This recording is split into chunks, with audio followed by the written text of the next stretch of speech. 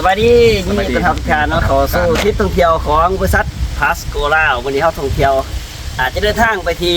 จังหวัดศรีสะเกษคือเที่ยวอีสานใต้เนาะก็คือ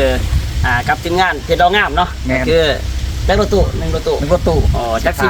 สิบถาดเนาะซึ่งเขาเดินทางไปเที่ยวก็คือมื้อนี้เนาะโดยโปรยังอาจารย์โลซื้อปุ๋ย2 ต้นซื้อปุ๋ยเนาะแม่โอเคอาจารย์แนะนำซื้อเป็นทางการเลยข้าพเจ้าเนาะขอสบายดีเนาะทุกท่านเนาะข้าพเจ้าซื้อแก้วใจกองสมัยเนาะเป็นเพชรเป็นทีมเพชรโรงงานเนาะสาขาปุ๋ยอยู่เมืองโรงงานเนาะข้าพเจ้าได้มื้อนี้เนาะข้าพเจ้าได้พาทีมงาน10ชีวิตหรือว่า10ฐานมาเที่ยวจังหวัดศรีสะเกษเนาะเที่ยวบนอีสานใต้เนาะโอเคอาจารย์เนี่ยครับหน่อยที่แรกเริ่มที่อาจารย์คิดที่จะมาเที่ยวภาคอีสานใต้ดีอาจารย์มีความคิดแบบไหนที่จะเดินต่อกับบริษัทบต่างๆอ๋อก็คือเขาอยากใส่ปุ๋ยเห็นแล้วก็เสร็จนาโนเนาะวันนี้ลูกค้าเขาหรือว่าทีมงานพี่น้องเขาเนาะเขาอยากซื้อปุ๋ยล่ะไปเที่ยวเนาะปกติเขาซื้อปุ๋ยแต่ละปีนะเขาบ่ได้ไปเที่ยวปีนี้ก็เลยส่วนเขาเนาะเพราะว่าเขาเห็นคนซื้อปุ๋ยแล้วอยากไปเที่ยวเขาก็อยากไปเที่ยวน้ำนะวันนี้คอยบางคนก็ว่าบ่มีบัตรสปอร์ตเนาะมีแต่บัตรขาวเนาะไปได้บ่เขาก็เลยพาไปเที่ยวอีสานใต้เนาะลองก่อน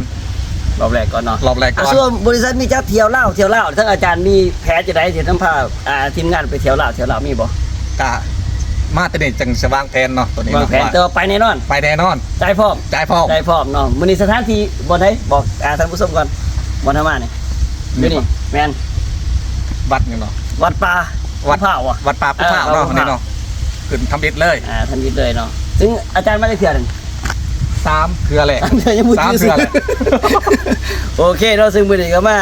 10 ฐานเนาะคือเป็นทีมงานที่แบบซื้อปุ๋ยซื้อจักรต้นอาจารย์ที่จะมาเที่ยวลง15 ต้นเพราะว่าได้7 ที่นั่งอ๋อ15 ต้น7 ที่นั่งแม่นก็คือมาเที่ยวอีสานใต้เลยแม่นพาทีมงานไปเที่ยวอีสานใต้เลยโอเคเนาะออกจากนี้เพื่อพ่อเจริญทางไปใช้ต่อป่ะนี่ตามแผนจังหวัดศรีสะเกษเนาะโอเคเนาะอันนี้คือว่าเป็นเขาจะไปนอนอยู่คนเดียวมื้อแลงนอนที่ศรีสะเกษแม่นเนาะก็คือเป็นทริปแรกคือเป็นสถานที่เช็คอินทนิดเนาะแม่นที่เขาเดินทางโอเคทุกท่านเนาะก็ให้ติดตามเนาะตอนต่อไปเฉพาะทริปนี้ก็สิมีประมาณ10 กว่าคลิปพุ่นเด้เนาะก็คือเขากับพอกันคลิปหน้าเนาะสวัสดี